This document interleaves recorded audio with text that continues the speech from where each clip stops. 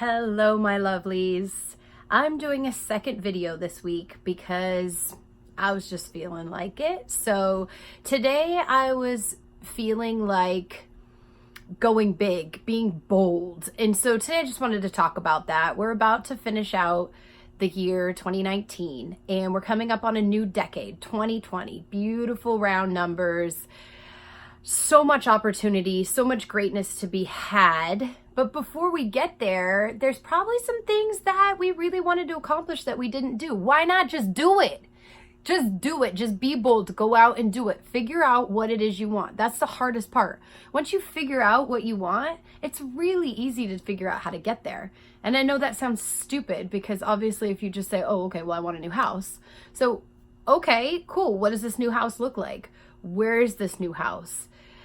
What do you need? How bad do you want it? Why do you need it? Once you start really thinking about, is it really the house? Is it just the location? Is it you need more space? Can you get rid of things? Really you need to dig deeper because a lot of us are like, yeah, I want $1 million, but you haven't really thought that much about the $1 million. What will the $1 million get you that you don't already have? What will the bigger house or the different location or whatever get you that you don't already have? Or that you need, that you're missing? It's usually not the material thing, the representation of the thing. It's what that thing represents. Sorry, it is what it represents. It's not the thing, it's what the thing represents. So what do you really, really, really want? What do you really, really, really want? Write it down. Start journaling. Getting out a journal, a notepad, I don't care, but maybe something that makes you feel good when you look at it, so you kind of feel like happy, like to take it out. Get a nice pen that writes pretty, get out the right materials, and then just start writing down like all the big things. Fine, right? $1 million, right? Giant house, blah blah blah, and then start really going into those things and be like, well, why would I want that? Why do I want that big house? Well, because I want a yard. Okay, why do you want a yard? Because I want to get a dog. Okay, well, what if you found a house that you could afford? Maybe you rent it, maybe it has a yard, or maybe you find a place that has a patio, but there's a big running or a dog park or a running place for a dog like nearby, and then that'll get you outside, and then you can actually exercise your dog, or there's a nice running trail, or, start figuring out what it is about the different big picture items it is that you want, and then start dissecting that to see how you can actually get it. I wanted to be financially independent up here in the Bay Area, what is the most expensive place to live. And I found that living a tiny life in a tiny home, because I'm a pretty small person and I have a tiny girl, and we live very, very affordably.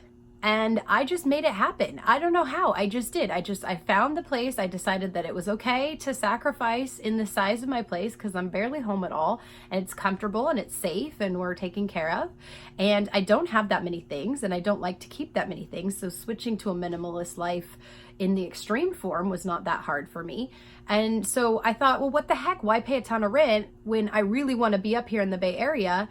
And yeah, I have to say I live in a tiny home or I live in a mobile home park. But you know what? I don't care. Who cares? I'm still me. I'm still doing big things. I'm helping people more now because I can spend more time doing what I love. So I'm a happier person because I've downsized my life. But I've increased in my self-care. I've increased in travel and entertainment and things that I love to do. But I don't spend the money on the house. Some people might want to spend the money on the house and cut back on travel. Whatever it is you want, you can have it. You just have to be bold, decide what it is you want, and then start dissecting really what it means to you and how to make it happen for yourself in little increments at a time. And before you know it, like any vision board, like any journaling, like any manifesting, whatever the secret you want to call it, it will come true. You just have to work at it.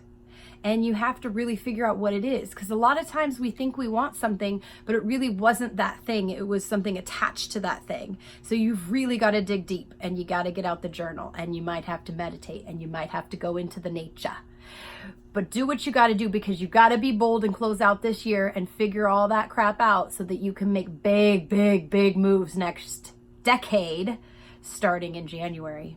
And I'm here for you at happinessevrafter.com.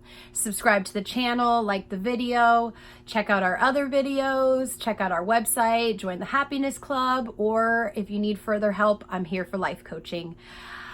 Have a wonderful, wonderful, beautiful day until we meet again. Take care.